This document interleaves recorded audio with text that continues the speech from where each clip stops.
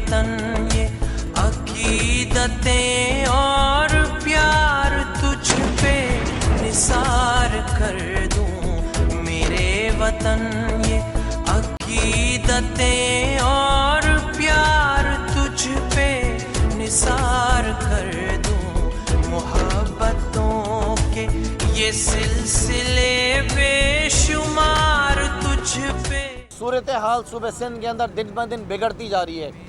अगर यहाँ का वज़ीर आला कोई काम कर रहा है तो वह सिर्फ एक ही बात कर रहा है, लॉकडाउन लॉकडाउन लॉकडाउन। लॉकडाउन के अलावा कोई दूसरी बात नहीं कर रहा है।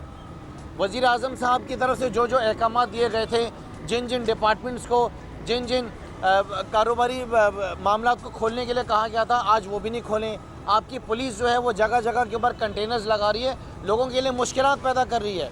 आप लॉकडाउन करें ज़रूर, जो तरीक़ाकार जो एक SOPs बनाए गए हैं उसके तहत करें, लेकिन आवाम के लिए मुश्किलात ना करें। क्या लोगों को भूखा मारेंगे? अगर लॉकडाउन करना है तो लॉकडाउन से पहले उसकी तैयारी तो करें। आज भी लोग जो है कल का एक वाक़या ऐसा है कि जहाँ पे राशन तकसीम के दौरान जो है वो एक शख्स की डेथ हो गई है, एक औरत है उसको जाके गोली लग गई है। झगड़े फसाद शहर में शुरू हो गए हैं। लिहाजा हम सेना हुकूमत से गुजारिश कर रहे हैं कि फ़ौरी तौर पे ये आपकी जो शहर के अंदर हेल्थ के हालात हैं, जो हॉस्पिटल्स के हालात हैं, उनको ठीक किया जाए।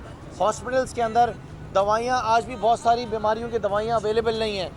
वो दवाइयाँ क्यों नहीं मिल रही हैं? आपकी हेल्थ मिनिस्टर क्या कर रही हैं?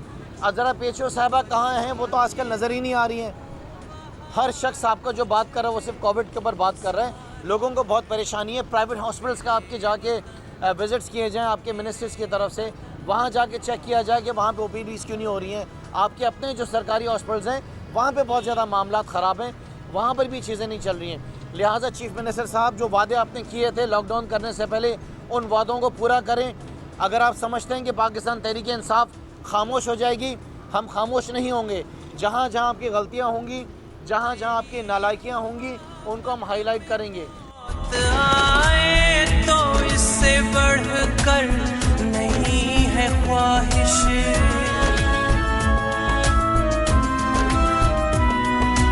तेरी मोहब्बत में मौत आए तो इससे बढ़कर नहीं है ख्वाहिश। ये एक जान क्या हजार हो तो हजार तुझ पे निसार कर दूं।